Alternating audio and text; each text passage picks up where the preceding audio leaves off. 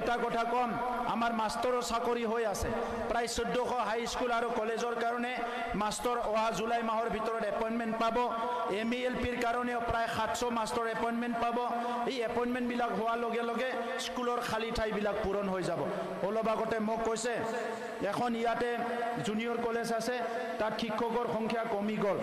মই তেখেতসকলক কথা দিছোঁ এই এপইণ্টমেণ্ট হোৱাৰ লগে লগে এই স্কুলখনত জুনিয়ৰ কলেজখনত যিমান শিক্ষক লাগে এই শিক্ষকখিনি পঠাই দিয়া হ'ব। ইয়াত আপোনালোকৰ মহামায়া কলেজ আছে আৰু যিখিনি কলেজ আছে এই কলেজবিলাকতো আমি অনুদান দি আছোঁ আৰু য'ত প্ৰভিন্সিয়েলাইজ হোৱা নাই এই কলেজবিলাক প্ৰভিন্সিয়েলাইজ কৰাৰ কাৰণে প্ৰচেছ কৰা হৈছে। সকলোকে ধন্যবাদ দি পুনৰ এবাৰ ভগৱানৰ ওচৰত প্ৰাৰ্থনা কৰিছোঁ পৰ্বতজোৰা অঞ্চল যাতে চবে শান্তি সম্প্ৰীতি সমন্বয় একেলগে থাকিব পাৰে আৰু উন্নয়নৰ পথেৰে আগবাঢ়ি যাব পাৰে। বহুত বহুত ধন্যবাদ।